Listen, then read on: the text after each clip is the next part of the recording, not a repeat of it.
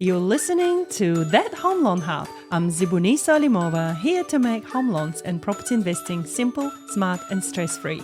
Let's get you closer to your property dreams. If you were wondering whether you should join your accounts with your partner, here's the episode for you, part 3, because I've done 2 other episodes. One was Conch, one was James, and now I've got Jordan in a hot seat, our younger generation, and his thoughts. Hello, Jordan. How's it going? So I asked someone almost in their 50s, that's James, hopefully he's not listening to this, someone in their 40s, that's Conch, and she's not 40 yet, and now you're in your 30s. So I'm gathering people's thoughts. What do you reckon? At what point should people even join their accounts, or whether they should at all? I mean, a little bit of experience in this area. I don't know if that's a good thing or a bad thing, but it really depends, I guess, what you want to do, what stage of the relationship you're in, I would say. Obviously, I doubt a joint account's very good for someone you've just met. You know, you've got to figure out who that person is and so on and so forth, you know. Yeah, but I mean, if you're married, like you've got kids, you've got property, you know, like your life's intertwined, man. Like it's really like you're together for life, really, in my eyes, anyway. But so you should be sharing finances. Like I don't believe in keeping things from your partner and whatnot. So yeah. What if the other person is an absolute spender and you're the earner? Yeah, well, maybe that's everything you earn, the other person spends. Yeah, so I've been there. Yeah, so let's say like one of my previous relationships, I had a joint account, and I usually used that as a test, to be honest. Like it was like I'd always paid the bills, like I was the higher income earner for the household, you know, like I just had more experience in that area as well, I think. And then we made a joint account, and I used that to show her how to pay bills and like teach in a way some financial kind of, you know, for like financial literacy is what we call it. And she, failed the test, but I mean, I think it did teach her quite a lot at the same time. It's just you could obviously see that instead of going on bills, it was coffees and food and random things from Kmart and whatnot. And from there, I mean, you're not really going to go further with that. Like I think the next stage on from that is once you're both comfortable, you both know that you're pretty good with money and you're not hiding things from each other or just spending willy-nilly, then you can look at possibly having another joint account or a savings account together where you're both on the same page. Like you're both saving for the same thing. You know, you've both got the same goals in life. I was about to say common goals would probably be important. Common goals is a massive one. I think like in relationships, you talk about that in general anyway. If you're in a long-term relationship, I would assume you've got similar goals or where you want to be. You both have a lifestyle you want to achieve. Holidays, etc. is the common one, isn't it? Holidays, new cars, which is what people save towards. But yeah, if you can't get past the first one, I think the first one's a good test. If you can't get past that, then I don't know, it's a bit hard.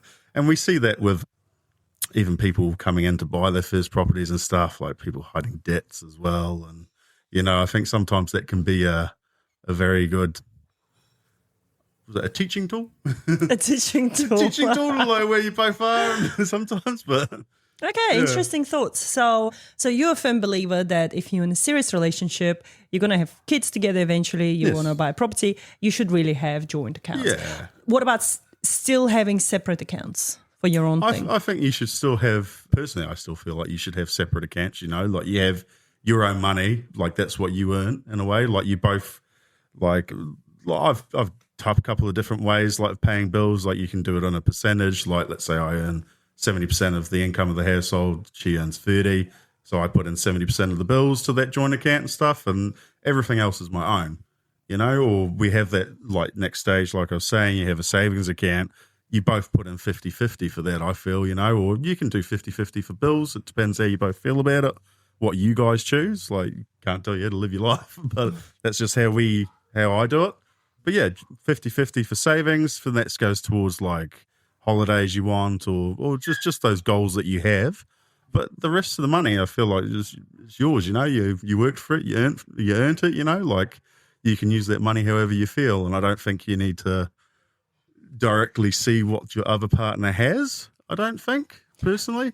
Okay. It's Like if the bills are being paid, like you're moving towards the goal of you're both working towards, then I think that's a very, if I don't, if you've got something like, let's say your partner turns around and be like, oh, it would be really good to get this and stuff. It's your choice to turn around and be like, oh, actually, I've got the money for that. Shall we do it?